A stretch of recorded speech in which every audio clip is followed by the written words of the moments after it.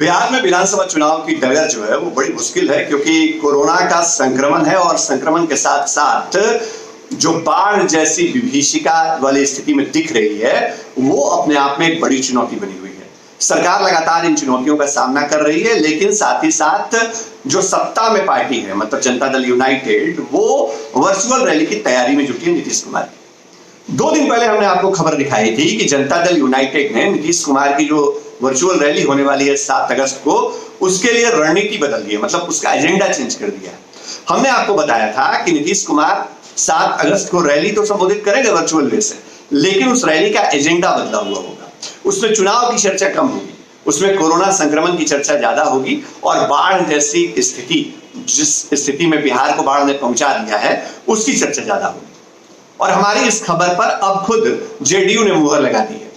दरअसल जेडीयू के प्रवक्ता राजीव रंजन ने आज जो बयान दिया है, उस बयान को अगर आप सुनिएगा तो आपको पता चल जाएगा कि जेडीयू ने वाकई अपनी रणनीति बदल दी है। दरअसल भारतीय जनता पार्टी ने, जिसने सबसे पहले वर्चुअल वे से प्रचार और कैंपेन और चुनावी तैयारी शुरू की थी, उसने अपनी पूरी रणनीति बदल दी कोरोना की स्थिति को देखकर, और अब जनता दल यूनाइटेड उसी रास्ते पे। जेडीयू प्रवक्ता ने कहा है कि हम कोरोना विकास की तो चर्चा करेंगे रैलियों में, या कर रहे हैं, लेकिन इसके साथ साथ इस बात की चर्चा कर रहे हैं कि बिहार में सरकार ने कोरोना से लड़ने के लिए क्या इंतजाम किए हैं, कोरोना से मुकाबले के लिए किस तरह की सहूलियतें दी जा रही हैं, बाढ़ को लेकर के हमने क्या कहा है। तो अब कोरोना की चर्चा ज्यादा है, बाढ़ की चर्चा ज्यादा है, जो जनता के सामने, वोटरों के सामने चुनौतियां हैं, उनकी चर्चा है। हालांकि विपक्ष का जो ये आरोप है, विपक्ष का जो कहना है कि वर्चुअल रैली में जनता की दिलचस्पी नहीं है, इसको जेडीयू ने खारिज किया है। मतलब साफ है कि 7 अगस्त की रैली को सफल बनाने के लिए जेडीयू ने जी जान एक कर रखी है। आप पूरा बयान सुनिए राजीव रंजन का, और हमारी खबर जो हमने 2 दिन पहले आपको दिखाई थी, उस खबर पर कैसे जेडीयू ने खुद मुहर लगा दी है, इस बात को समझिए। वर्चुअल रैलीज के जरिए बिहार विधानसभा के 243 निर्वाचन क्षेत्रों में लाखों लोगों के साथ पार्टी के वरिष्ठ नेताओं का संवाद प्रतिदिन हो रहा है, और न केवल इन रैलीज के माध्यम से बिहार के मुख्यमंत्री नीतीश कुमार जी के नेतृत्व में शासन की उपलब्धियां लोगों तक पहुंचाई जा रही हैं, बल्कि कोरोना से उत्पन्न स्थितियों में क्या एहतियात बरते जाएं, क्या सावधानियां बरती जाएं, राज्य सरकार और केंद्र सरकार के क्या दिशा निर्देश हैं, और साथ ही साथ एहतियात बरतने को लेकर के भी जो सलाह और सुझाव हैं वो भी लगातार दिए जा रहे हैं। और मुझे लगता है आज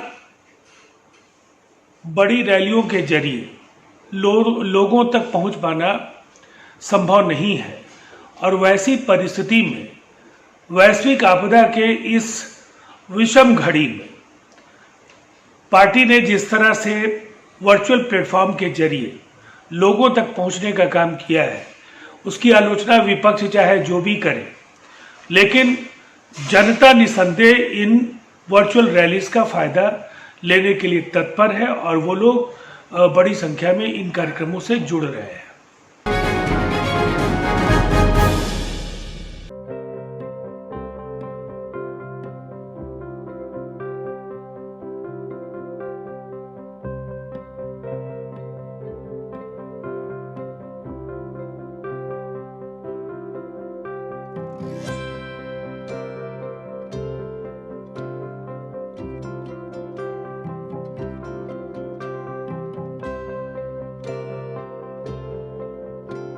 एक जिंदगी बचाने वाले को हीरो कहते हैं और 1000 जिंदगी बचाने वाले को health care worker. Our heart never hardens, our temper never tires. Our touch never hurt. We value what we do.